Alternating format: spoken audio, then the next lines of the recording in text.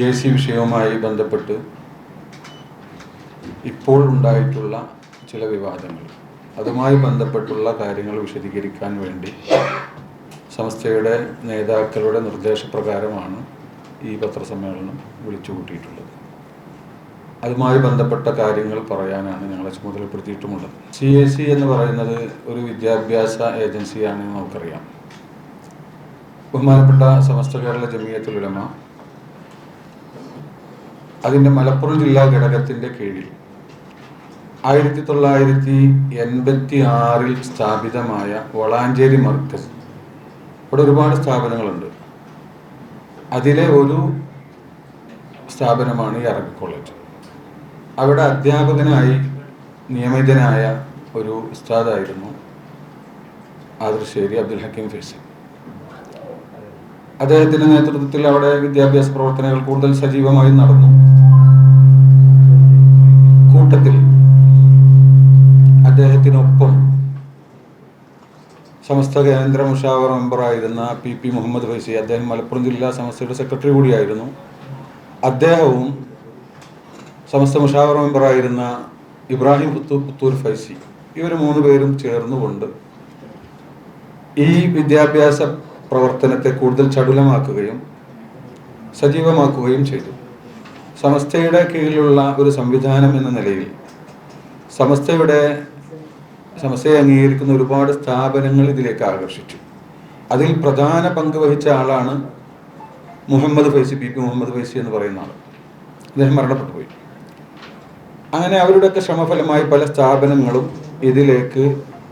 ഇതിനോട് അഫിലിയേറ്റഡ് ആവാൻ താല്പര്യപ്പെടുകയും അതിന് ശ്രമങ്ങൾ നടക്കുകയും ചെയ്തപ്പോൾ അതിനു വേണ്ടി ഉണ്ടാക്കിയ, തീർത്തും സമസ്തയുടെ ഈ വളാഞ്ചേരി മർക്കസിൻ്റെ കീഴിലായി ഉണ്ടാക്കിയ ഒരു സംവിധാനമാണ് CAC. അതുകൊണ്ട് തന്നെ സമസ്തയുടെ പ്രവർത്തകരൊക്കെ അതിനുവേണ്ടി നല്ലവണ്ണം പ്രവർത്തിക്കുകയും ഒരുപാട് സ്ഥാപനങ്ങൾ അതിലേക്ക് വരികയും ചെയ്തു. എന്നാൽ അതിങ്ങനെ പോകുന്നതിൻ്റെ ഇടയിൽ ചില സംശയകരമായ ചില പ്രവർത്തനങ്ങൾ മുമ്പ് തന്നെ തുടങ്ങിയിരുന്നു. അതിൻ്റെ ആദ്യ ബിരുദദാന സമ്മേളനം നടക്കുന്നു. ആ ബിരുദത്തിൽ ഇത് സമസ്തയുടെ മേൽനോട്ടത്തിൽ നടക്കുന്ന ഒരു സംവിധാനമാണ്, അതിൽ പഠിച്ചിറങ്ങിയവരാണ് എന്ന് ആ ബിരുദത്തിൽ മെൻഷൻ ചെയ്യണമെന്ന് തീരുമാനിക്കപ്പെടുകയും ബഹുമാനപ്പെട്ട അതിൻ്റെ അന്നത്തെ പ്രസിഡന്റ് സയ്യിദ് ഹൈദരലി ശിഹാബ് തങ്ങൾ വളരെ ശക്തമായി അത് രേഖാമൂലം ആവശ്യപ്പെടുകയും ചെയ്തിട്ടും അതിന് ചില സാഹചര്യങ്ങളുണ്ടായി. ചെയ്തിട്ട് പോലും അദ്ദേഹം അതിന് വിസമ്മതിച്ചു. വളരെ ഗൗരവത്തിൽ ബഹുമാനപ്പെട്ട ഹൈദരലി ശിഹാബ് തങ്ങൾ അതിന് താക്കീത് ചെയ്യുന്ന ലെറ്റർ വരെ അയക്കേണ്ടി വന്നു. പിന്നീട് അങ്ങനെ അന്നു മുതൽ തന്നെ സംശയത്തിന് ഇട നൽകുന്ന ചില പ്രവർത്തനങ്ങൾ കണ്ടു തുടങ്ങി. അതിനുശേഷം പിന്നീട് ഇതിൻ്റെ പ്രവർത്തനങ്ങളെ സ്വതന്ത്രമാക്കാനുള്ള ഒരു ശൈലിയിൽ ഭരണഘടനയിലുള്ള ചില ക്ലോസുകളൊക്കെ മാറ്റം വരുത്തുകയും ആ തരത്തിലുള്ള ചില പ്രവർത്തനങ്ങളുമായി മുന്നോട്ട് പോവുകയും ചെയ്തു. അതോടൊപ്പം തന്നെ ഇവിടെ പഠിക്കുന്ന വിദ്യാർത്ഥിനികൾ അവർ വിവാഹം കഴിക്കാൻ പാടില്ല, ഒരു നിലക്കും അവർ വിവാഹം കഴിക്കാൻ പാടില്ല എന്ന് കർശനമായ തീരുമാനമെടുക്കുകയും അങ്ങനെ വിവാഹം കഴിക്കുന്ന നിർബന്ധ സാഹചര്യത്തിൽ ചിലപ്പോൾ ഡിഗ്രി അവസാന വർഷമൊക്കെ പഠിക്കുന്ന വിദ്യാർത്ഥിനികൾ നിർബന്ധ സാഹചര്യത്തിൽ ചിലപ്പോൾ വിവാഹം കഴിക്കാൻ തയ്യാറാകും. അവരുടെ മാതാപിതാക്കളുടെ ആരോഗ്യനിലയും മറ്റൊക്കെ അങ്ങനെയൊക്കെ വരുമ്പോൾ, അല്ലെങ്കിൽ നല്ല യോജിച്ചൊരു കാര്യം വരുമ്പോൾ മാതാപിതാക്കൾ അതിന് തയ്യാറാവും. ആ സമയത്ത് അതിനെ പൂർണ്ണമായി അവരെ അതിൽ നിന്ന് പിന്തിരിപ്പിക്കാൻ ശ്രമിക്കുകയും ചിലപ്പോൾ അതിനെ ബഹിഷ്കരിക്കുകയും എന്നല്ല, അങ്ങനെ വിവാഹം കഴിച്ച പെൺകുട്ടികളെ തുടർന്ന് പഠിക്കാൻ അവർക്ക് അവസരം നിഷേധിക്കുകയും ചെയ്തു. ഇങ്ങനെ ഏതാനും അതുമായി ബന്ധപ്പെട്ട ചില നിവേദനങ്ങൾ, ചില കംപ്ലൈൻറ്റുകൾ ബഹുമാനപ്പെട്ട സമസ്ത കേരള ജമിയത്തുൽ ഉലമയുടെ മുഷാവറയിലേക്ക് വരുന്നു. ഇങ്ങനെ ഒരുപാട് വിഷയങ്ങൾ വന്നപ്പോൾ സമസ്ത ഔദ്യോഗികമായി ആ വിഷയത്തിൽ ചർച്ചയ്ക്ക് ഒരു 7 അംഗ സമിതിയെ നിയോഗിച്ചു. വേറെയും ചില വിഷയങ്ങൾ ഉണ്ടായിരുന്നു. അതുമായി ബന്ധപ്പെട്ട് ചർച്ച ചെയ്യുവാനും അദ്ദേഹവുമായി ആ കാര്യങ്ങൾ സംസാരിക്കാനും ഉന്നത നേതാക്കൾ ഉൾക്കൊള്ളുന്ന ഒരു സമിതിയെ നിയോഗിക്കുകയാണ്. അവർ പലവട്ടം ഇദ്ദേഹവുമായി സംസാരിക്കുന്നു, അദ്ദേഹത്തിൻ്റെ കൂടെ പലരും ഉണ്ടാകും, അങ്ങനെ സംസാരിക്കുന്നു.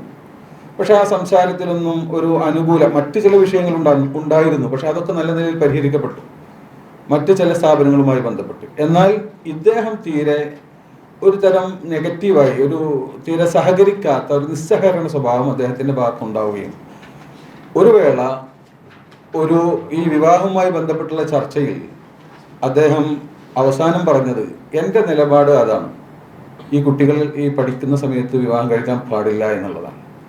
അത് എനിക്ക് തെളിയിക്കാൻ കഴിയും, അതിന് വേണമെങ്കിൽ നിങ്ങളുമായി ഒരു വാദപ്രതിവാദത്തിന് തയ്യാറാണ്.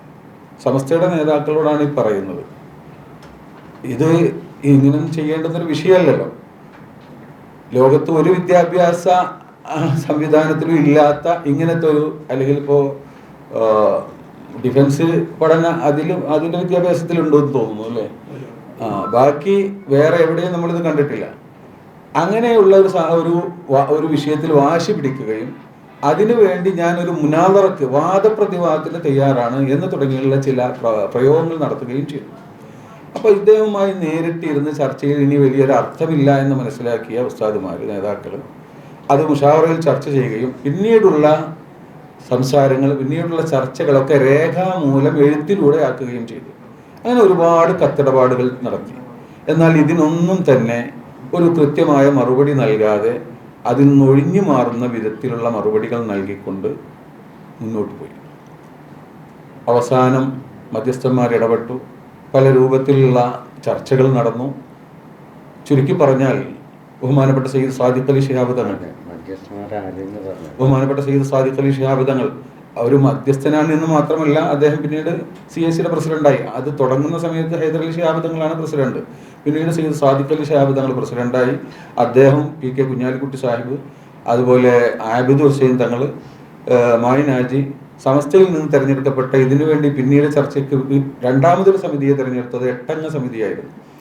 അവർ കൂടെ ഇരുന്ന് പലവട്ടം ചർച്ച ചെയ്ത് ഒരു 9 ഇന പദ്ധതികൾ, ഒരു 9 ഇന കാര്യങ്ങൾ രൂപപ്പെടുത്തി ഒരു ഫോർമുല തയ്യാർ ചെയ്ത് അത് അവരും സമസ്തയും അംഗീകരിക്കണമെന്ന് തീരുമാനിക്കുകയും അതിന് അവരോട് മധ്യസ്ഥന്മാർ ആവശ്യപ്പെടുമെന്നും സമസ്ത ഇത് അംഗീകരിച്ച് മുന്നോട്ട് പോകണമെന്നും സമസ്തയുടെ ഭാഗത്ത് നിന്ന് എതിർപ്പുണ്ടാകാൻ പാടില്ല എന്നും മധ്യസ്ഥന്മാർ ആവശ്യപ്പെടുകയും സമസ്ത അത് അംഗീകരിക്കുകയും ചെയ്തു.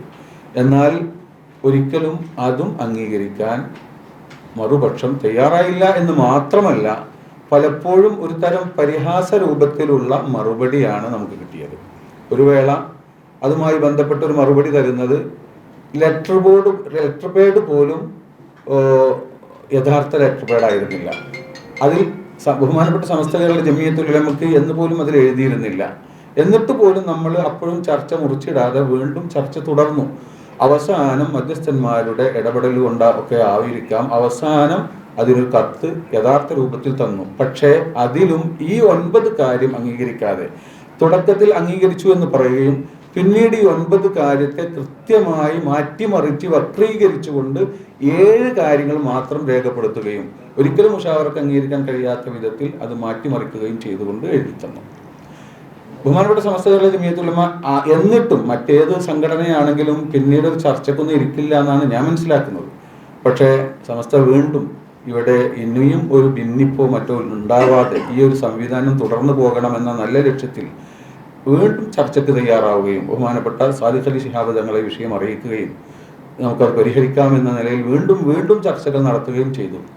എന്നാൽ അതൊക്കെ നിഷ്ഫലമായി എന്ന് മാത്രമല്ല, അവസാനം ബഹുമാനപ്പെട്ട സമസ്ത കേരള ജമിയത്തുൽ ഉലമ 10-ാം മാസം 9-ാം തീയതി മുഷാവറ വിളിച്ചിരുന്നു. അതിൻ്റെ തൊട്ട് തലേന്ന് അവസാനത്തെ ഒരു സിറ്റിംഗ് ഉണ്ടായിരുന്നു ഇവരുമായിട്ട്.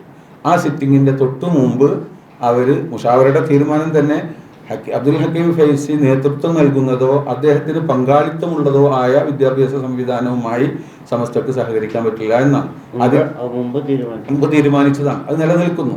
അതിന് നേരെ എതിരായി ഈ ഇരുത്തത്തിന്റെ തൊട്ടു മുമ്പ് 8-ാം തീയതി അവരിയ്ക്കുന്നതിന് മുമ്പ് തന്നെ സെക്രട്ടറിയായി പ്രഖ്യാപിക്കുകയും ചെയ്തു. എന്നിട്ടും നിങ്ങൾ മനസ്സിലാക്കേണ്ടത് 9-ാം തീയതി കൂടിയ മുഷാവറയിൽ ഇതിനകത്ത് തങ്ങൾ സംസാരിച്ചു. അത് പിന്നെ അവർ തന്നെ ഇത് കേട്ടപ്പോൾ സ്തബ്ധരാകുകയാണ് ചെയ്തത്. അങ്ങനെയാണ് നമുക്ക് മനസ്സിലായത്, ഉസ്താദുമാരിൽ നിന്ന് മനസ്സിലായത്. മുഷാവറയിൽ അവർ വിവരിച്ചതും അതാണ്. അപ്പോൾ തങ്ങൾ പറഞ്ഞിട്ടുണ്ട് അത് നമുക്ക് വീണ്ടും ശരിയാക്കാം എന്ന് പറഞ്ഞിട്ടുണ്ട് എന്ന് പറഞ്ഞുകൊണ്ട് ആ 9-ാം തീയതി നടന്ന മുഷാവറയിലും ഒരു നെഗറ്റീവായി തീരുമാനം എടുത്തില്ല. ഒന്നുകൂടെ നമ്മൾ പരിശോധിക്കാമെന്ന് കരുതി, കാത്തിരിക്കാമെന്ന് കരുതി. പക്ഷേ പിന്നെയും ആ കാത്തിരിപ്പ് നിഷ്ഫലമായി. ഒരു നിലക്കും ഇത് മുന്നോട്ട് പോകില്ല എന്ന് കണ്ടപ്പോൾ ഇക്കഴിഞ്ഞ മുഷാവറയിലാണ് അത് ഇനി ഈ പറയുന്ന കാര്യങ്ങൾ തീരുമാനിച്ച് അംഗീകരിച്ച് നടപ്പിൽ വരുത്തിയാൽ നമുക്ക് പുനഃപരിശോധിക്കാം, അല്ലാത്ത കാലത്തോളം ഇനി ബന്ധമില്ല എന്ന് പൂർണ്ണമായി തീരുമാനിക്കുകയും ചെയ്തു. അതിൻ്റെ പേരിലാണ് ഇപ്പോൾ ചില പ്രയാസങ്ങളൊക്കെ ഉണ്ടാക്കിയത്. അദ്ദേഹം അതിൻ്റെ പേരിൽ വരികയും സമസ്ത കേരള ജമിയത്തുൽ ഉലമയെ ഒരുപാട് ആരോപണങ്ങൾ എനിക്ക് സംസാരിക്കാനോ എനിക്ക് ചർച്ച ചെയ്യാനോ എന്നെ കേൾക്കാനോ തയ്യാറായില്ല തുടങ്ങിയുള്ള വിഷയങ്ങളൊക്കെ പറയുകയൊക്കെ ചെയ്തു. എന്നാൽ അതെല്ലാം വാസ്തവവിരുദ്ധമാണ്. ബഹുമാനപ്പെട്ട സമസ്ത കേരള ജമിയത്തുൽ ഉലമ പരമാവധി ഇത് നല്ല നിലക്ക് മുന്നോട്ട് പോകണമെന്ന് ആഗ്രഹിച്ച് അതിനാവശ്യമായതൊക്കെ ചെയ്തിട്ടുണ്ട്. എന്നാൽ ഈ മുഷാവറയിലും അവസാനം ബഹുമാനപ്പെട്ട തങ്ങൾ ജിഫ്രി മുത്തുക്കോയ തങ്ങൾ പറഞ്ഞു, അല്ല ബഹുമാനപ്പെട്ട എം ടി ഉസ്താദ് പറഞ്ഞു, സാദ്ഖൽ തങ്ങൾ വിളിച്ചിരുന്നു, നമുക്ക് ഇൻഷാ അല്ലാഹ് ആ 9 കാര്യങ്ങൾ അടങ്ങുന്ന ആ ഫോർമുല നമുക്ക് നടപ്പിലെടുത്താം, അത് ഇൻഷാ അല്ലാഹ് നമുക്ക് ശ്രമിക്കാം എന്ന് പറഞ്ഞിട്ടുണ്ട്. അത് ഇനിയും നമുക്ക് പ്രതീക്ഷയുണ്ട്. അങ്ങനെ അത് നടപ്പിലാക്കി വന്നാൽ പുനഃപരിശോധിക്കാം എന്നുകൂടെ സമസ്ത യോഗത്തിൽ തീരുമാനിച്ചിട്ടുണ്ട്. ഇതാണ് ആമുഖമായി പറയാനുള്ളത്. ഇനി നിങ്ങൾക്ക് ചോദിക്കാവുന്നതാണ്.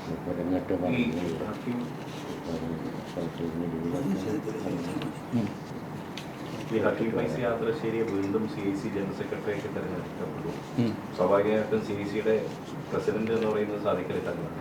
അദ്ദേഹത്തിന്റെ കൂടി നേതൃത്വത്തിലാണ് ഈ മധ്യസ്ഥ ചർച്ച നടക്കുന്നത്. തങ്ങളറിയാതെ വീണ്ടും ജനറൽ സെക്രട്ടറിയായി തിരഞ്ഞെടുക്കാൻ പറ്റുമെന്ന് മറിച്ചും ചിന്തിക്കാലോ.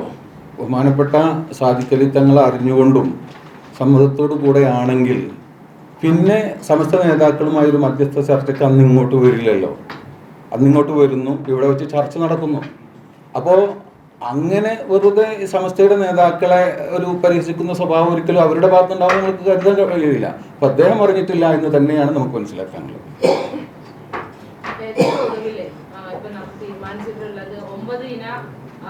കാര്യങ്ങൾ അവർ അംഗീകരിക്കുകയാണെങ്കിൽ മാത്രം ബന്ധം പുനഃസ്ഥാപിക്കാം എന്നുള്ള രീതിയിൽ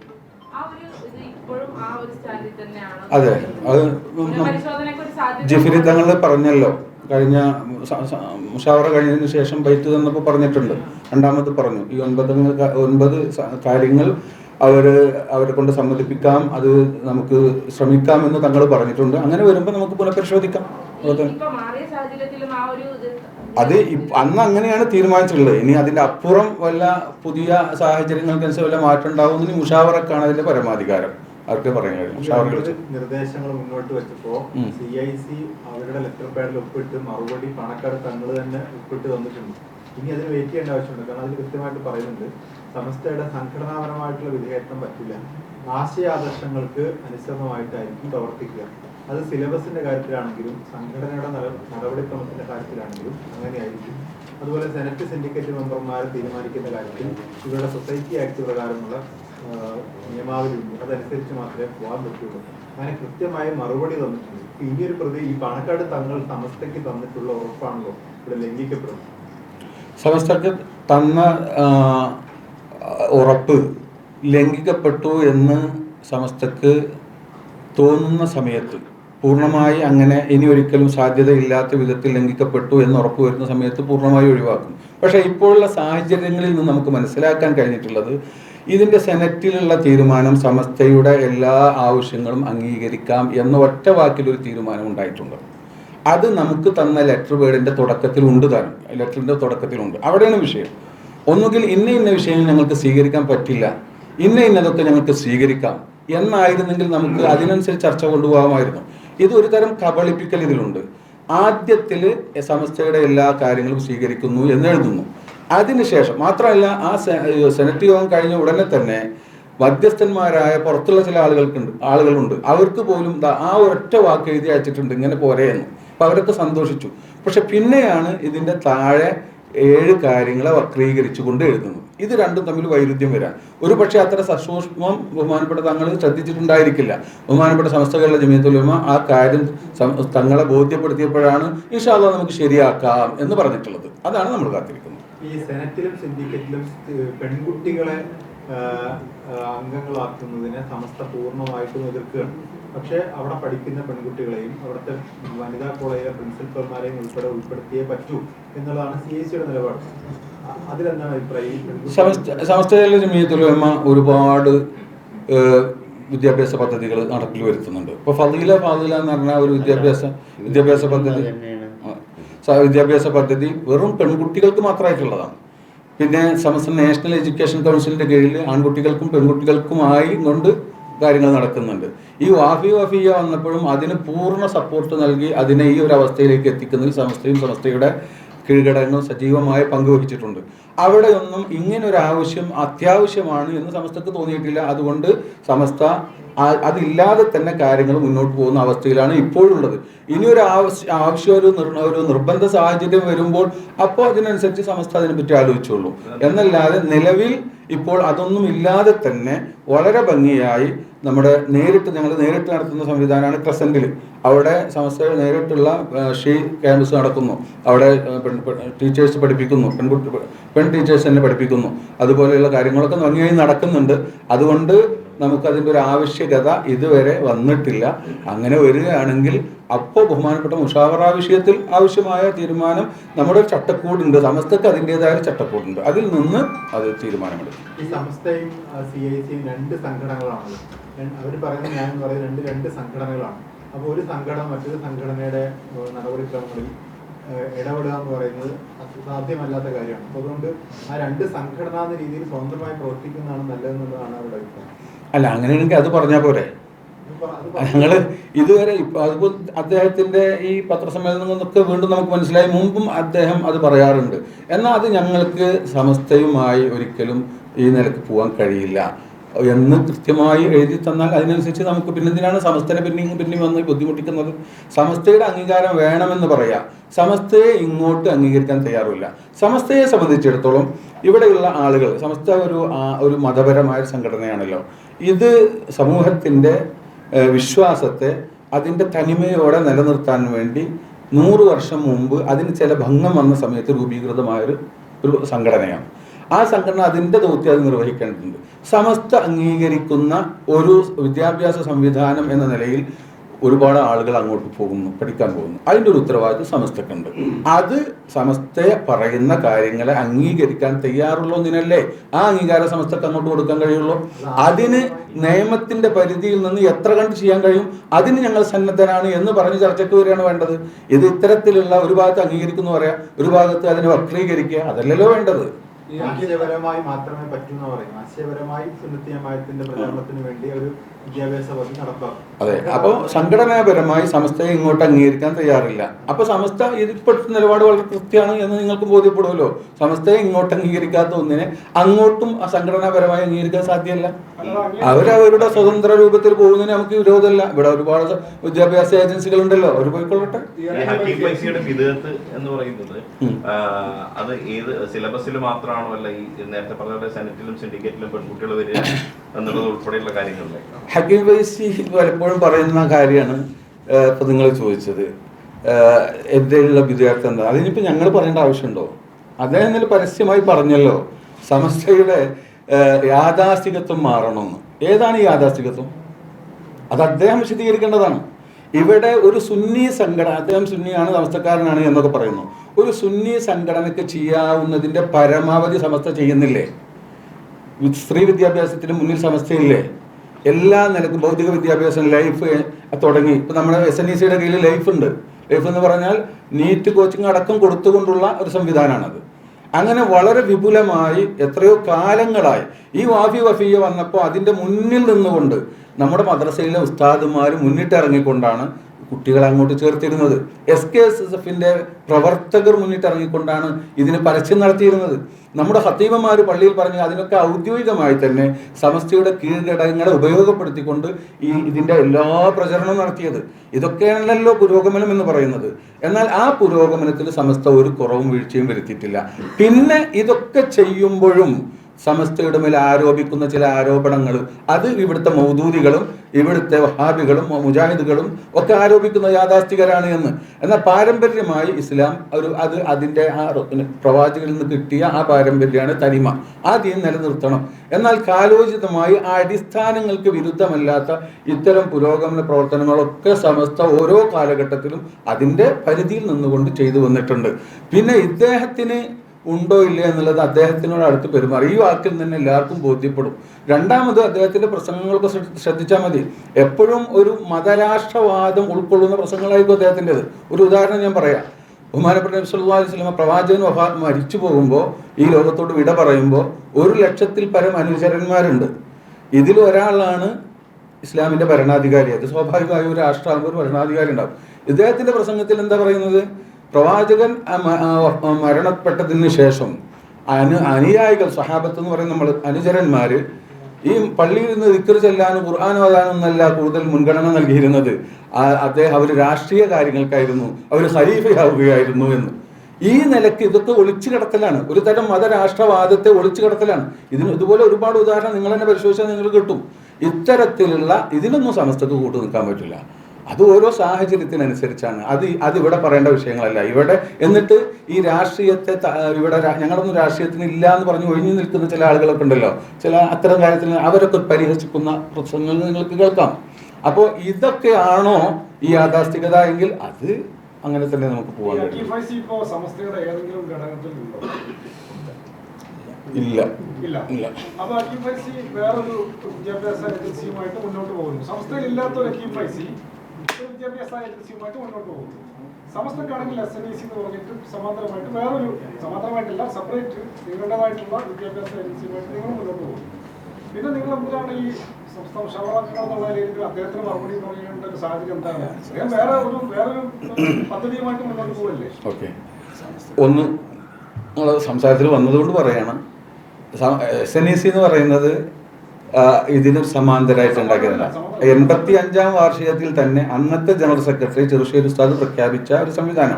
സാഹചര്യങ്ങൾ അതിന് ഓക്കെ പക്ഷേ അദ്ദേഹത്തിൻ്റെ ഇഷ്ടത്തിന് പോവാം. പക്ഷെ സമസ്ത ഇങ്ങനെ ഈ മധ്യസ്ഥന്മാരുടെയും ഇതുവരെയുള്ള ബന്ധങ്ങളുടെയും ഒക്കെ അടിസ്ഥാനത്തിൽ അത് തുടരണമെന്ന ഒരുപാട് ആളുകളുടെ ആഗ്രഹം അനുസരിച്ച്, മാത്രമല്ല സമസ്തയുടെ ആശയാദർശങ്ങളും അത് പൂർണ്ണമായി ഉൾക്കൊണ്ടുകൊണ്ടേ നടത്താവൂ എന്ന പേരിൽ രജിസ്റ്റർ ചെയ്യപ്പെട്ട ആധാരമുള്ള പല സ്ഥാപനങ്ങളിലും ഇതൊക്കെ നടക്കുന്നുണ്ട്. ഇതിൻ്റെ ഒക്കെ പേരിൽ സമസ്ത വിഷയത്തിൽ ഒരു തീരുമാനം പറയാൻ നിർബന്ധിതരാണ്. അത് സമസ്ത തീരുമാനം പറഞ്ഞു. അദ്ദേഹം ഇതുവരെ പറഞ്ഞതനുസരിച്ചും ഇപ്പോൾ പറഞ്ഞതിനനുസരിച്ചും ഇത് അംഗീകരിച്ച അയാൾ ഉണ്ടാതിരുന്നാൽ മതിയായിരുന്നു. കാരണം അദ്ദേഹം നമ്മളെ അതിൻ്റെ പേരിൽ ആക്ഷേപിക്കാൻ വേണ്ട, അങ്ങനെ തന്നെയാണ് വേണ്ടത്. ഇത് സ്വതന്ത്ര സംഘടനയായിട്ട് പോകും, സമസ്ത സ്വതന്ത്ര സംഘടനയായിട്ട് നിന്നോട്ടെ എന്ന് അദ്ദേഹത്തിന് പറയാമായിരുന്നു. അതിന് പകരം അദ്ദേഹം വന്നുകൊണ്ട് സമസ്തയെ ആക്ഷേപിക്കുകയും സമസ്തയ്ക്ക് അവസരം തന്നില്ല എന്ന് പറയുകയും സമസ്തയിൽ ശുദ്ധീകരണം വേണം എന്നൊക്കെ തുടങ്ങിയുള്ള വളരെ മോശമായി ഒരിക്കലും തന്നെ സമസ്തയോട് യോജിക്കാത്ത വിധത്തിൽ പറഞ്ഞത് കൊണ്ട് ഞങ്ങളതിൽ മറുപടി പറയാൻ നിർബന്ധിതരായി. അത്രേ ഇവിടെയുള്ളൂ. നമ്മൾ ഇനി അതിന്റെ പിന്നാലെ നടക്കാൻ നമ്മൾ ഉദ്ദേശിക്കുന്നില്ല. അനാവശ്യ വിവാദം അദ്ദേഹത്തിന്റെ ഭാഗത്ത് ഇല്ലാതിരുന്നാൽ മതി. മതരാഷ്ട്രവാദവുമായിട്ട് ഒരിക്കലും സന്ധി ചെയ്യാൻ പറ്റില്ല സമസ്തക്ക്. അപ്പോൾ പിന്നെ അങ്ങനെയുള്ള ഒരു സംഘടനയെ അക്യുഫൈസി അദൃശ്യരി മതരാഷ്ട്രവാദം ഉയർത്തുന്നു എന്നാണ് നിങ്ങൾ പറഞ്ഞിരിക്കുന്നത്. അത്തരം ഒരാളുകളായിട്ട് എന്തിനായിരിക്കും സാദിഖലി തങ്ങൾ ഇത്തരം നിരന്തരം മധ്യസ്ഥത്തിനും അദ്ദേഹത്തിന്റെ സംഘടനയുടെ പ്രസിഡന്റായി തുടരാനും ശ്രമിക്കുന്നത്? അത് ഇരുതോണിയിൽ കാലുവെക്കുന്ന ഒരു ഏർപ്പാടല്ലേ? അല്ല, ഞാൻ മനസ്സിലാക്കുന്നത് അതൊക്കെ ഈ സംവിധാനം എന്നൊക്കെ പറഞ്ഞാൽ ബഹുമാനപ്പെട്ട പാണക്കാട് സാദാത്യങ്ങളും സമസ്തയുടെ നേതാക്കളൊക്കെ കൂടി ഉണ്ടാക്കിയ വലിയൊരു സംവിധാനമാണ്. അതിന്റെ വഴിക്ക് അവർക്കത് സ്വതന്ത്രമായി വിട്ടുകൊടുക്കാൻ പാടില്ല. അവരെ പരമാവധി ഒപ്പം നിർത്തി നമ്മൾ ഉദ്ദേശിക്കുന്നിടത്ത് കൊണ്ടുവരണം എന്ന ലക്ഷ്യത്തോടു കൂടെ ആയിരിക്കും എന്നാണ് ഞാൻ മനസ്സിലാക്കുന്നത്. സമ്മേളനത്തിൽ നിന്ന് സാദിഖലി തങ്ങൾ മാറി നിന്നു. ഇത്തവണ അദ്ദേഹം എന്തായാലും പങ്കെടുക്കുമെന്നും കൂടി അത് ശരി ജനുവരിയിൽ നടക്കാൻ പോവാണ്. ഒറ്റയ്ക്ക് നിലപാടെടുക്കാൻ സ്വീകരിക്കാൻ പറ്റും. അദ്ദേഹത്തെ തെരഞ്ഞെടുക്കുന്നത് ഒരു പിന്നിൽ ആൾക്കാരുണ്ട്. അദ്ദേഹം ഒറ്റയ്ക്കാണ് ഈ നിലപാട് സ്വീകരിക്കുന്നത്. ആരാണ് അദ്ദേഹത്തിന്റെ പിന്നിലുള്ളത്? പറഞ്ഞു ഈ സാദിഖലി യാത്രകൾ അറിഞ്ഞുകൊണ്ടായിരിക്കണം എന്നില്ല അദ്ദേഹത്തെ CECയുടെ ജനറൽ സെക്രട്ടറി ആക്കിയത്. സ്വാഭാവികമായും CECയുടെ അധ്യക്ഷൻ സാദിഖലി തങ്ങളാണ്. അങ്ങനെ അധ്യക്ഷൻ അറിയാതെയാണ് ഈ തെരഞ്ഞെടുപ്പ്. അത് ഭരണഘടനാ വിരുദ്ധമല്ല. CECയുടെ അല്ല, അത് നമ്മൾ ചർച്ച ചെയ്യേണ്ട വിഷയമല്ല, അത് അവർ പറയേണ്ടതാണ്. അതായത് ഞങ്ങൾ മനസ്സിലാക്കുന്നത് അങ്ങനെ അറിഞ്ഞൊരു തീരുമാനം എടുത്തതിന് ശേഷം മുഷാവറ ഖണ്ഡിതമായി അദ്ദേഹം നേതൃത്വം നൽകുന്ന ഒരു സംവിധാനവുമായി സഹകരിക്കില്ല എന്ന് തീരുമാനിച്ച ഒരു വിഷയവുമായി ഒരു മധ്യസ്ഥതയ്ക്ക് സാദിഖലി തങ്ങൾ വരും എന്ന് നമുക്ക് കരുതാൻ വയ്യ. അതാണ് ഞാൻ പറഞ്ഞത്. അത് നമുക്ക് ഒന്നും പറയാൻ കഴിയില്ല. ഞങ്ങളെ സംബന്ധിച്ചിടത്തോളം ഒന്ന് പറയാം, നമ്മൾ രണ്ട് വിഷയമാണ് ഇതിലുള്ളത്. സമസ്ത എന്ന് പറഞ്ഞാൽ ഒരു മതസംഘടനയാണ്. സമൂഹത്തിന് മതപരമായ ഡയറക്ഷൻ നൽകലാണ് നമ്മുടെ ഉദ്ദേശം. സമസ്ത അംഗീകരിക്കുന്നു എന്ന നിലയിൽ ആരെങ്കിലും അതിൽ പോയി എന്തെങ്കിലും സുഖകരമല്ലാത്ത അല്ലെങ്കിൽ മതത്തിനോട് യോജിക്കാത്തൊരവസ്ഥയിലേക്ക് പോയാൽ അതിന് സമസ്ത ഉത്തരവാദിയല്ല. ഒന്ന് സമൂഹത്തെ ബോധ്യപ്പെടുത്തുന്നു. രണ്ടാമത് ഞങ്ങൾക്ക് അള്ളാഹുവിനോട് സൃഷ്ടാവിനോട് ഞങ്ങൾക്ക് കടപ്പാടുണ്ട്. നമ്മുടെ ദൗത്യം ഞങ്ങൾ നിർവഹിച്ചു. നടപ്പിലാക്കേണ്ടത് ഇവിടുത്തെ നേതാക്കളും കമ്മിറ്റികളുമാണ്. അവരത് നടപ്പിലാക്കുമെന്ന് ഞങ്ങൾ പ്രതീക്ഷിക്കുന്നു. പക്ഷെ ഞങ്ങൾ ചെയ്യേണ്ടത് മുഷാവറ ചെയ്യേണ്ടത് ചെയ്തു അത് എന്ന് ഞങ്ങൾക്ക് സംതൃപ്തിയുണ്ട്. അതായത് വാഫിയ വഫിയ കോഴ്സ് തുടങ്ങിയ സംസ്ഥയുടെ ആശീർവാദത്തോടുകൂടി അതെ. അതിനെ പൂർണ്ണമായും സംസ്ഥ ഇനി അനാഥമാക്കി വിടുകയാണ്. ഇപ്പോഴത്തെ സാഹചര്യം ഞങ്ങൾ വളരെ വേദനയോടുകൂടെ ഞങ്ങൾക്ക് അതുമായുള്ള ബന്ധം തുടരാൻ പ്രയാസപ്പെട്ടു. ഈ CAC-യുടെ എറണാകുളത്ത് നടക്കുന്ന പരിപാടിയുടെ എല്ലാ ഇതും മുസ്ലിം ലീഗിന്റെ ഉന്നത നേതാക്കളൊക്കെ സമൂഹ മാധ്യമങ്ങളിലൂടെ ഷെയർ ചെയ്യും. അടുത്ത മാസം എറണാകുളത്ത് നടക്കുന്ന പരിപാടിയിനൊക്കെ അവർ പ്രചാരകരാവുകയാണ്. എന്നിട്ടും നിങ്ങൾ പറയുന്നു ലീഗ് നേതൃത്വത്തിലെ വിഭാഗത്തിനെ വിശ്വസിച്ചുകൊണ്ടാണ് നടക്കുന്നത്. ഇത് സാധാരണക്കാരായിട്ടുള്ള സുന്നി പ്രവർത്തകരായ ഒരു കാട്ടുന്ന ഒരു ഇരട്ടത്താപ്പല്ലേ? അതായത് മുസ്ലിം ലീഗ് എന്ന് പറഞ്ഞാൽ അതിൽ സമസ്തക്കാർ മാത്രമല്ല ഉള്ളത്, എല്ലാവരും ഉണ്ട്. അത് ഉൾക്കൊണ്ടവരാണ് ഞങ്ങൾ. അതിലും വഹാബികളുണ്ട്, ഇല്ലേ? എല്ലാ ആശയക്കാരും ഉണ്ട്. ഇനി അങ്ങനെ ഒരു അവസ്ഥയിലേക്ക് മുസ്ലിം ലീഗ് ഇതിനെയും ഉൾക്കൊള്ളുകയാണെങ്കിൽ നമുക്കതിനെ സംഘടനാപരമായി വിമർശിക്കാൻ കഴിയുമോ? സമസ്തയിൽ മുസ്ലിം ലീഗുകാരും അല്ലാത്തവരുമുണ്ട്, അതിന് വിമർശിക്കാൻ പറ്റില്ല. മുസ്ലിം ലീഗിൽ സമസ്തക്കാരും അല്ലാത്തവരുമുണ്ട്. അവരതിന് സപ്പോർട്ട് ചെയ്യുകയാണെങ്കിൽ ചെയ്തു കൊള്ളാൻ നമുക്കതിന് വിമർശിക്കാം. പക്ഷേ സമസ്തയും ഇത് മുസ്ലിം ലീഗുമായി ഇതുവരെ അനുവർത്തിച്ച് വന്ന ഒരു സൗഹൃദ ബന്ധമുണ്ട്. അതിന് വീഴ്ച വരുത്താതെ സൂക്ഷിക്കൽ നമുക്ക് രണ്ടു കൂട്ടർക്കും നല്ലതാണ് എന്ന് മാത്രമേ ഞങ്ങൾക്ക് അതിൽ പറയാം.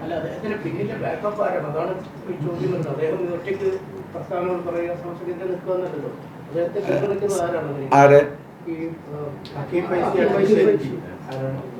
ആരാണ് പിന്തുണ കൊടുക്കുന്നത്?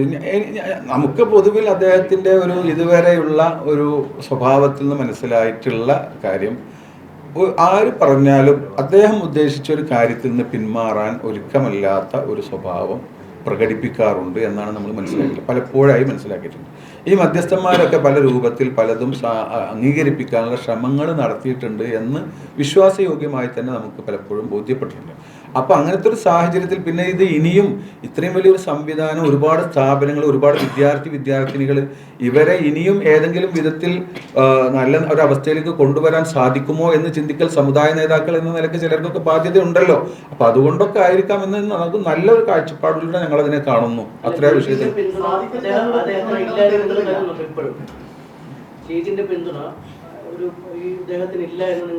അങ്ങനെ നമുക്കതൊന്നും പറയാൻ കഴിയില്ല. ഞാൻ നേരത്തെ പറഞ്ഞല്ലോ, ലീഗിൽ എല്ലാ വിഭാഗം ആളുകളും ഉണ്ട്. ലീഗിൽ ഏത് വിഭാഗം വന്നാലും അവർക്ക് മുസ്ലിം ലീഗ് മുസ്ലിങ്ങളുടെയും പിന്നോക്ക വിഭാഗത്തിൻ്റെയും ഗുണങ്ങൾക്ക് വേണ്ടി, പുരോഗമനത്തിന് വേണ്ടി പ്രവർത്തിക്കുന്ന എല്ലാ അതിൻ്റെ ഭരണഘടന അനുസരിച്ച് ആർക്കും അതിൽ അംഗമാവാം. അവർ മുസ്ലിം ലീഗ് ആ ഒരു അർത്ഥത്തിൽ പിന്തുണ നൽകുകയാണെങ്കിൽ നമുക്കതിനെ എതിർക്കാൻ കഴിയില്ല. അതാണ് പിന്നെ ഉള്ളത്, സമസ്ത എന്ന് പറയുന്ന വലിയ ഒരു സംഘടന ഇത്രയും കാലമായി പരസ്പരം അറിഞ്ഞും പരസ്പരം ബഹുമാനിച്ചും ആണ് മുന്നോട്ട് പോയിട്ടുള്ളത്. ആ ഒരു സാഹചര്യം നിലനിർത്താൻ നമ്മളെല്ലാവരും ബാധ്യസ്ഥരാണ് എന്ന്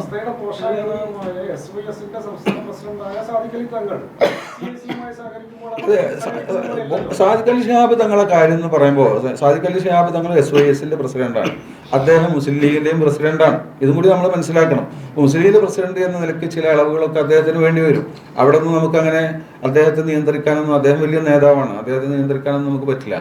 പക്ഷേ നമ്മൾ പരമാവധി ആ ഒരു നല്ല ഒരു ചാനൽ നിലനിർത്തിക്കൊണ്ട് തന്നെ ഇനി ഒരു സംഘടന എന്ന നിലക്ക് ക്ഷമിച്ചു അതിൻ്റെ പാരമ്യത്തിലെത്തിയപ്പോഴാണ് സമസ്ത അന്തിമമായ ഒരു തീരുമാനം എടുത്തിട്ടുള്ളത്. എന്നാലും സാദിഖ് അലി തങ്ങളുടെ വാക്കിൽ നമുക്ക് പ്രതീക്ഷയുണ്ട്, അവർ നല്ല നിലക്കാവട്ടെ. അതിന് ഇനിയും വിട്ടുവീഴ്ചക്ക് സമസ്ത തയ്യാറാണ്. പക്ഷെ സമസ്തയുടെ അടിസ്ഥാന വിഷയങ്ങളിലേക്ക് വരണം. കൊടുക്കുക എന്ന് പറഞ്ഞാൽ നമ്മൾ അതുകൊണ്ട് ആ വിഷയത്തിൽ കൂടുതൽ ഇടപെടാറില്ല. അതാണ്.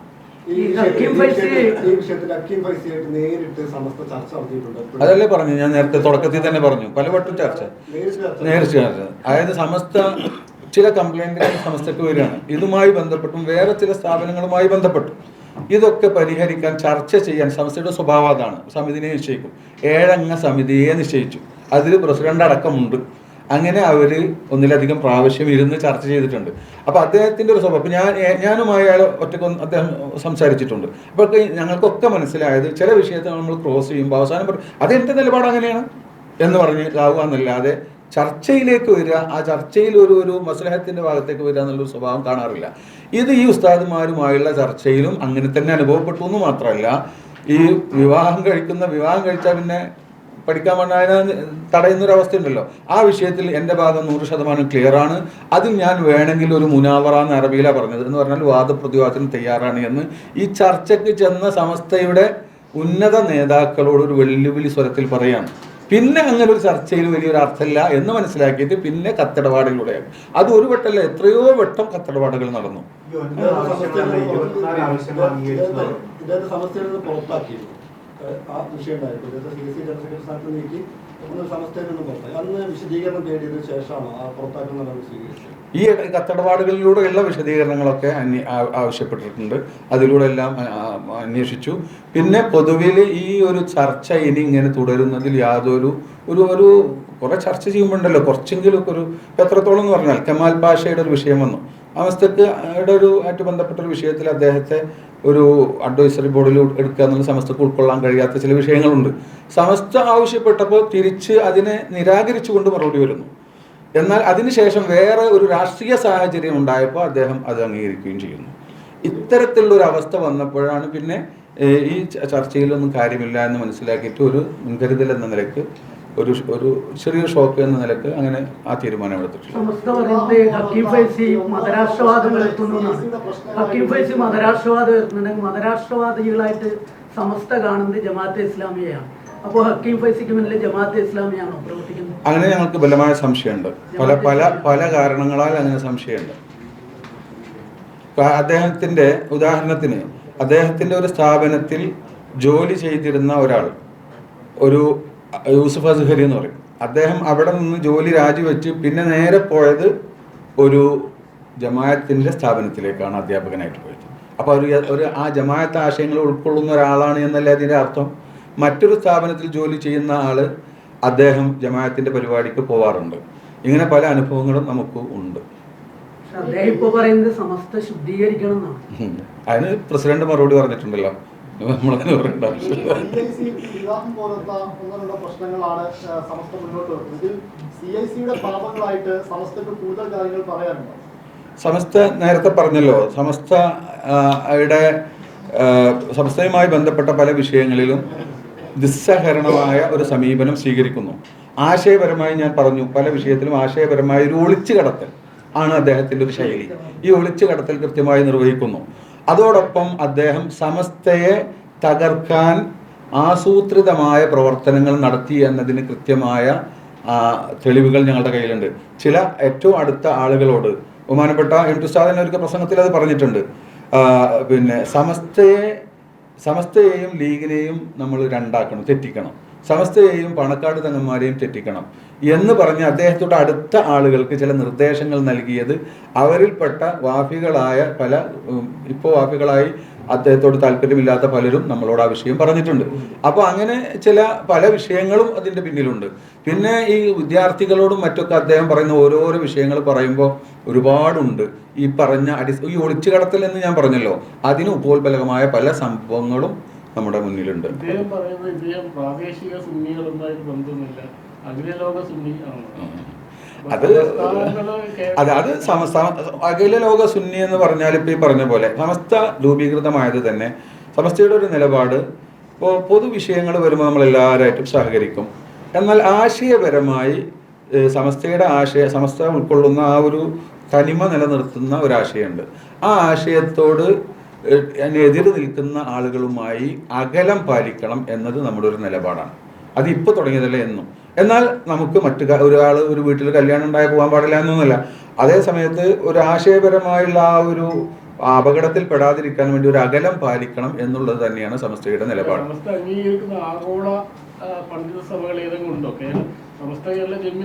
അതായത് ഇങ്ങനെ ഒരു സഭ എവിടെയാണുള്ളത്? എല്ലാ ഭാഗങ്ങളിലും പ്രധാനമായും നല്ലൊരു പണ്ഡിതൻ ഉണ്ടാവും. ആ പണ്ഡിതന്റെ ശിഷ്യന്മാരും മറ്റൊക്കെ ആയിട്ട്, അല്ലെങ്കിൽ ഇപ്പോൾ ഈജിപ്തിലൊക്കെ ഗവൺമെന്റ് നേരിട്ട് നടത്തുന്ന അസ്ഹർ പോലത്തെ ഉണ്ടാവും. ഇവിടെയുള്ള അസ്ഹറിലെല്ലാ തരം ആളുകളുണ്ടാവും. അതേ സമയത്ത് അതിൻ്റെ ഷെയ്ഖുൽ അസ്ഹർ എന്ന് പറയുന്ന അതിൻ്റെ ഏറ്റവും പ്രധാനപ്പെട്ട ആളും അതിൻ്റെ പ്രധാന അംഗങ്ങളൊക്കെ സമസ്ത അംഗീകരിക്കുന്ന അതേ തരത്തിലുള്ള ലൈനിലുള്ള ആളുകളാണ്. അവരൊക്കെ നമ്മൾ അംഗീകരിക്കുന്നു, അവരായിട്ട് നമ്മൾ ബന്ധപ്പെടാറുണ്ട്. ഇപ്പോൾ ഞാൻ SNEC-യുമായി ബന്ധപ്പെട്ട വിഷയത്തിന് ഈജിപ്തിൽ പോയിരുന്നു. അദ്ദേഹത്തിൻ്റെ പ്രൈവറ്റ് സെക്രട്ടറിയുമായി സംസാരിക്കാൻ അവസരം കിട്ടി. അങ്ങനെ അതുമായി ബന്ധപ്പെട്ട അവിടുത്തെ ഒരു പ്രധാനപ്പെട്ട ഒരു പണ്ഡിതൻ ഇപ്പോൾ അടുത്ത് കേരളം സന്ദർശിക്കുന്നുണ്ട്. അങ്ങനെ ആ വിഷയത്തിലൊക്കെ ഞങ്ങൾ പലരുമായി ഇടപെടാറുണ്ട്. അതേ സമയത്ത് ഈ സമസ്ത ഇത് കേരളത്തിൻ്റെ ഒരു പ്രത്യേകത അതാണ്. കേരളത്തിൽ ഈ സമസ്തയുടെ ശക്തമായ ഇടപെടലുള്ളത് കൊണ്ട് ഈ പുത്തനാശയങ്ങളോടും ഇത്തരത്തിലുള്ള തീവ്രവാദ സമീപനങ്ങളോടൊക്കെ ഒരു വെറുപ്പ് സമൂഹത്തിൽ നിലനിർത്താൻ കഴിഞ്ഞിട്ടുണ്ട്. അവിടെ ഞങ്ങൾ വിട്ടുവീഴ്ചക്ക് തയ്യാറല്ല. മലപ്പുറത്തൊരു യുവഫൈസുമായി ബന്ധപ്പെട്ട ഒരുപാട് പ്രശ്നങ്ങളിൽ ഒരു അതിരഞ്ജന ചർച്ച സാദിഖലി തങ്ങളുടെ നേതൃത്വത്തിൽ വെച്ചിരുന്നു. പക്ഷെ അതിൽ ഒരു വിഭാഗം എത്തിയില്ല. അന്ന് സാദിഖലി തങ്ങൾ രാവിലെ മാധ്യമങ്ങളോട് പ്രതികരിച്ചത് അങ്ങനെ വരുന്നില്ല എങ്കിൽ അത് ധിക്കാരപരമാണ് എന്നായിരുന്നു. അപ്പോ ഞാൻ നേരത്തെ പിന്നെ മുൻവാശം പറഞ്ഞു, ഞാനും തുടക്കത്തിൽ പറഞ്ഞിരുന്നു, ഞങ്ങൾ സമസ്ത നേതാക്കളുടെ നിർദ്ദേശപ്രകാരമാണ് ഇവിടെ ഇരിക്കുന്നത്. ഇന്ന വിഷയമാണ് നിങ്ങൾ സംസാരിക്കേണ്ടതെന്ന് കർശനമായ നിർദ്ദേശം ഞങ്ങൾക്ക്. അതിന് അവരോട് ചോദിക്കണം. ഞങ്ങൾ ആ വിഷയത്തിൽ ഈ CIC-യുമായി ബന്ധപ്പെട്ട വിഷയം മാത്രം നിങ്ങൾ സംസാരിച്ചാൽ മതി, മറ്റു കാര്യങ്ങളൊക്കെ അതിന് മറ്റൊരു അവസരത്തിൽ അതിന് അവസരം ഉണ്ടാക്കുമെന്ന് പറഞ്ഞാൽ മതി എന്നാണ് പറഞ്ഞത്. കഴിഞ്ഞ ദിവസം പറഞ്ഞ 24 കാര്യങ്ങൾ അംഗീകരിച്ചു. നേരത്തെ പറഞ്ഞ വിവാഹത്തിന്റെ കാര്യം ഉൾപ്പെടെ ഇപ്പൊ ആ വിവാഹത്തിന്റെ നിയമം ഇല്ലാന്നാ പറയുന്നത്. വിവാഹം കഴിക്കരുതെന്ന നിയന്ത്രണം ഇല്ല. അത്തരം നിയന്ത്രണങ്ങളൊക്കെ മാറ്റി ഈ 9 കാര്യത്തിൽ 1-2 കാര്യങ്ങളുടെ കാര്യത്തിൽ മാത്രമേ പ്രശ്നമുള്ളൂ. ബാക്കി എല്ലാ കാര്യങ്ങളും അംഗീകരിച്ചു കഴിഞ്ഞു എന്നുള്ളതാണ്. ഓരോ കാര്യം അംഗീകരിച്ചു. സമസ്ത ആവശ്യപ്പെട്ട ലെറ്ററുകൾ ഉണ്ടല്ലോ, ആവശ്യപ്പെട്ട ലെറ്ററുകൾ കൊടുത്തു. അതിന് തന്ന മറുപടി ഒക്കെ നെഗറ്റീവാണ്. അതിൻ്റെ ഒക്കെ രേഖകൾ ഇവിടെ ഉണ്ട്. ഒരിക്കലും അംഗീകരിച്ചിട്ടില്ല. ഈ 9-ലും ഒന്നും അംഗീകരിച്ചിട്ടില്ല. ഇതാണ് യഥാർത്ഥം. ആവശ്യം വരുമ്പോൾ നമുക്ക് അതിൻ്റെ ഒക്കെ രേഖ പുറത്തു വിടാവുന്നതാണ്. എല്ലാ ബന്ധം ഒഴിവാക്കി എന്ന് പറയുമ്പോഴേ സമസ്തയുടെ കീഴിലുള്ള ചില കോളേജുകൾ, ഇപ്പൊ മർക്കസ്, വളാഞ്ചേരി മർക്കസ് ഉൾപ്പെടെ ഈ CIC അഫിലിയേറ്റഡ് ആണ്. ആ ബന്ധം തുടരും. അത് നമ്മളന്ന് ആ വിഷയത്തിൽ ചർച്ച ചെയ്തത് അത്തരം വിഷയങ്ങൾ എങ്ങനെ ഇനി കൈകാര്യം ചെയ്യണം, പെട്ടെന്ന് നിർത്തി ഇനിയൊരു പ്രയാസം ഉണ്ടാക്കാത്ത വിധത്തിൽ അതെങ്ങനെ ഇനി അവസാനിപ്പിക്കാൻ കഴിയുമെന്ന കാര്യത്തിന് ഒരു സമിതി രൂപീകരിച്ചിട്ട് ചർച്ച തുടരാൻ. അത് കൃത്യമായി എനിക്കിപ്പോൾ പറയാൻ കഴിയില്ല. സമസ്ത നേരിട്ട് നടത്തുന്നത് അങ്ങനെ ഇല്ല. സമസ്ത വളാഞ്ചേരി മലപ്പുറം ജില്ലാ കമ്മിറ്റിയുടെ കീഴിലാണ് വളാഞ്ചേരി മർക്കസ് ഉള്ളത്. പിന്നെ ചില ആധാരങ്ങൾ സമസ്തക്കനുസരിച്ചേ പോവാവൂ എന്ന് രേഖപ്പെടുത്തിയതുണ്ട്. ചില ആധാരങ്ങളിൽ ജനറൽ ബോഡി തീരുമാനിച്ചാൽ പോലും അതിനെ മറികടക്കാൻ മുഷാവറക്ക് അധികാരമുണ്ട് എന്ന് എഴുതി വെച്ച ഭരണഘടന പോലും ഉണ്ട്. അപ്പോൾ അതൊക്കെ ഇനി ചർച്ചയിലൂടെ പരിഹരിക്കാം. നമ്മൾ പെട്ടെന്ന് ചെന്ന് അതൊക്കെ ഇതാക്കുന്ന ഒരു അവസ്ഥ ഏതായാലും ഉണ്ടാവില്ല. നമുക്കത് ചർച്ചയിലൂടെ പരിഹരിക്കാം. CIC-ന്റെ കാര്യത്തിൽ അങ്ങനെ ഒരു ഭരണഘടനയുണ്ടോ? അതായത് ഇവരുടെ മൊത്തത്തിലുള്ള ജനറൽ ബോഡി തീരുമാനിച്ചാൽ പോലും മുഷാവറ ഒരു തീരുമാനം എടുത്താൽ അതിനെ മറികടക്കാൻ പറ്റുന്നത് അല്ല. അതൊക്കെ ആകെ സമസ്തക്ക് അതിൽ ഉണ്ടായിരുന്നു, ക്ലോസ് ഉണ്ടായിരുന്നു. അതുപോലെ എടുത്ത് മാറ്റുകയാണല്ലോ ചെയ്തത്. ഈ ലഡു വിതരണത്തിലെ ഈ കുട്ടിയോട് ക്യാമ്പസിൽ ലഡു വിതരണം ചെയ്തെന്ന് പറയുന്നത് 2010 ജൂലൈ 4 പ്രൊഫസർ നമ്മുടെ ജോസഫ് മാഷിനെ കൈവെട്ടിയപ്പോഴാണ്. അത് അങ്ങനെ ഒരു ലഡു വിതരണം അവിടെ നടന്നിട്ടില്ല. മുപ്പത്തി പ്രമേഹമാണെന്നാണ്. അപ്പോ എന്തായാലും ഞാൻ ഒറ്റ കാര്യം അതിന് പറയുന്നുള്ളൂ.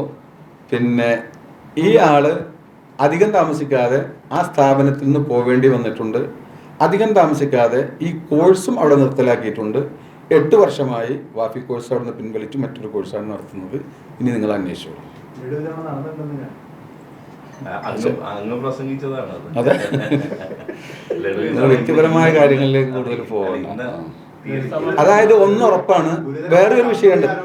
വേറൊരു വിഷയം കൂടി ഉണ്ട് ഞാൻ അന്ന് പറഞ്ഞത്. അതുകൂടെ നിങ്ങൾ മനസ്സിലാക്കണം. അദ്ദേഹം അവിടെ നിന്ന് മാത്രമല്ല പല സ്ഥാപനങ്ങളിൽ നിന്ന് ഇതുപോലെ പോരേണ്ടി വന്ന ആളാണ്. പുറത്താക്കി എന്ന പദം ഞാൻ പ്രയോഗിക്കുന്നില്ല. അപ്പോൾ അത് അല്ല പുറത്താക്കിയതല്ല എന്ന് പറയാലോ.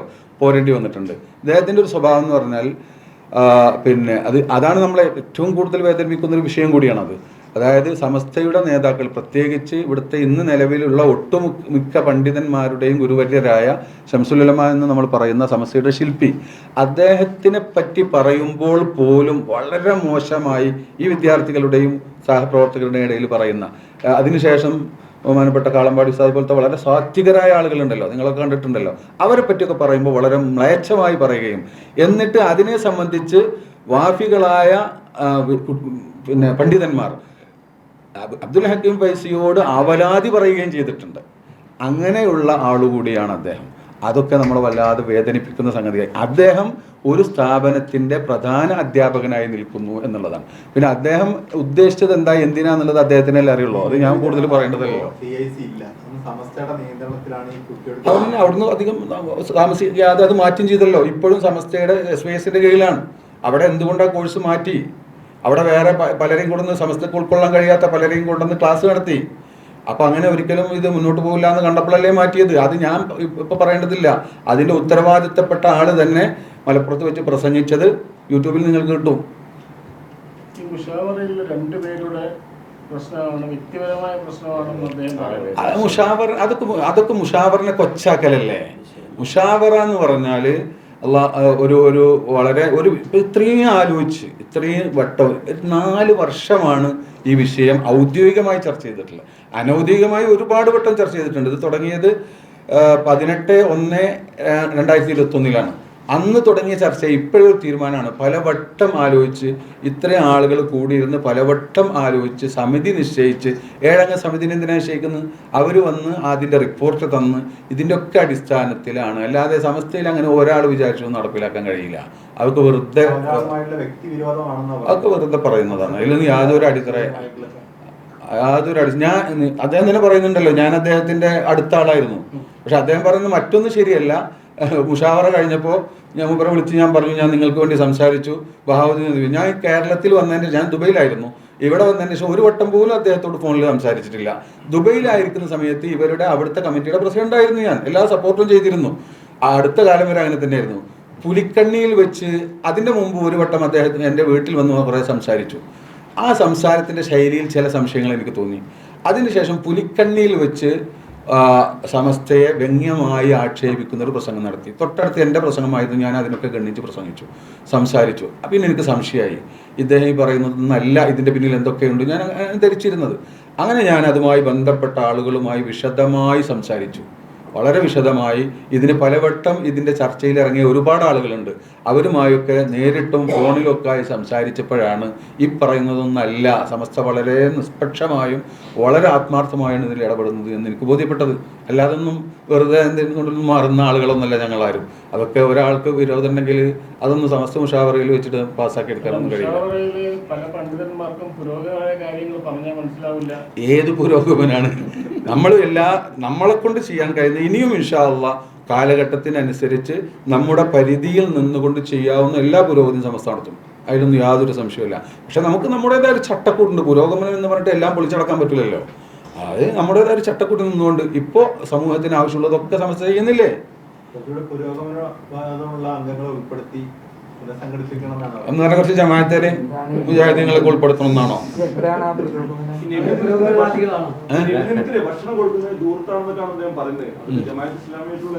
അതെ, അതാണ് ഞാൻ പറഞ്ഞത്. ഒളിച്ചു കടത്തുക പെട്ടെന്ന് പറഞ്ഞാൽ ദൂരത്തിനെയാണ് എതിർത്തെന്നാ തോന്നുക. പക്ഷെ അദ്ദേഹം ദൂരത്തിനല്ല പറഞ്ഞത്, ഒരു മിഠായി വിതരണം ചെയ്താൽ പോരെ എന്നാ പറഞ്ഞത്. മിഠായി വിതരണം ചെയ്താൽ പോരെ, ഭക്ഷണം കൊടുക്കുന്നത് വെറുതെ നശിപ്പിക്കണമോ?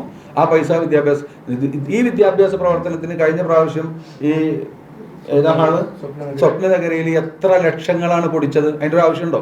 അവിടെ വീട്ടിൽ വെച്ച് കൊടുത്താൽ പോരെ, അല്ലെങ്കിൽ കോളേജിൽ വെച്ച് കൊടുത്താൽ പോരെ അവരുടെ ബിരുദം? അതിൻ്റെതായ പ്രവാചകന്റെ ജന്മദിനം എന്ന് പറയുന്നത് സമൂഹത്തെ സംബന്ധിച്ച് ഏറ്റവും വലിയ സന്തോഷമുള്ള ഘട്ടം. കല്യാണമൊക്കെ പോലെ സന്തോഷമുള്ള ഘട്ടത്തിൽ ഭക്ഷണം ദാനം ചെയ്തിട്ടും അതിൻ്റെതായ രൂപത്തിൽ അത് ആഘോഷിക്കുക എന്നുള്ളത് സുന്നി ലോകത്ത് മുഴുവനും അദ്ദേഹം ഈ പറയുന്ന ഈജിപ്തിലൊക്കെ ഇതിൻ്റെയൊക്കെ 10 മടങ്ങാണ്. ഗവൺമെന്റ് ഔദ്യോഗികമായി നബിദിനാഘോഷം നടത്തുന്നു. ലോകത്തിന്റെ നാനാഭാഗത്തു നിന്ന് പണ്ഡിതന്മാരെ കൊണ്ടുവരുന്നു. ആ കാശൊക്കെ വിദ്യാഭ്യാസത്തിന് ചെലവഴിച്ചൂടെ എന്ന് പറയാൻ പറ്റുമോ? അപ്പൊ അതൊക്കെ എന്നാ പറയുമ്പോൾ പറയാം, അത് ഊർത്തിനെ ഞാൻ എതിർത്തിട്ടുള്ളൂ എന്ന് പറയാം. അതാണ് ഞാൻ പറഞ്ഞത്, ഒളിച്ചു കടത്തലാണ്. അതിലേക്ക് കൊണ്ടുപോവുകയാണ്. വാഫികൾ എല്ലാവരും മോശമാണെന്ന് നമുക്ക് പറയാൻ കഴിയില്ല. വളരെ ഇദ്ദേഹം ഇതിന്റെ ഒരു ഡയറക്ടർ പോലെ ഇതിന്റെ സെക്രട്ടറിയായി മുന്നോട്ട് പോകുന്നു. എന്നാൽ പല സ്ഥാപനങ്ങളിലും നല്ല ഉസ്താദന്മാരാണ് അവർക്ക് ക്ലാസ് എടുക്കുന്നതും. ഇദ്ദേഹത്തിന്റെ ഇടയ്ക്ക് വന്ന് വല്ല ക്ലാസ്സൊക്കെ കൊടുത്ത് എന്തെങ്കിലും തെറ്റിദ്ധാരണ ഉണ്ടായാൽ അത് ഉടനെ തിരുത്തി കൊടുത്തുകൊണ്ട് ആ കുട്ടികളെ നല്ല നിലക്ക് വളർത്തി എത്രയോ വാഫികളുണ്ട്. ഇന്ന് നമ്മുടെ കൂടെ സമസ്തയുടെ കൂടെ ശക്തമായി നിലനിൽക്കുകയും നമുക്ക് ആവശ്യമായ ഒരുപാട് വിവരങ്ങൾ തരികയും ചെയ്ത എത്രയോ ആളുകൾ നമ്മുടെ ഒപ്പം ഉണ്ട്. അദ്ദേഹത്തിൻ്റെ ഒക്കെ ആയിട്ട് വളരെ അടുത്ത ആളുകൾ ഇന്ന് SNDCയുടെ സ്ഥാപനത്തിൻ്റെ പ്രിൻസിപ്പളാണ്. അങ്ങനെയുള്ള എത്രയോ ആളുകളുണ്ട്. അവരൊക്കെ ഇല്ല അത് ചെയ്യാൻ കഴിയില്ല. പഠിച്ച പൈസ പ്രശ്നമുണ്ടോ?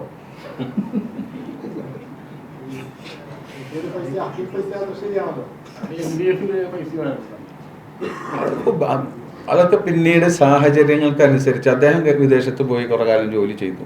ഈ സാഹചര്യങ്ങൾക്കനുസരിച്ച് പല ആശയങ്ങളും കയറി വരും. പിന്നെ ആ പഴയ പേര് നിലനിൽക്കുകയും ചെയ്യുമല്ലോ. അത് എത്രയല്ലേ അതൊക്കെ കാണാൻ കഴിയുള്ളൂ. Way2Nikah.com, the exclusive Muslim matrimonial site.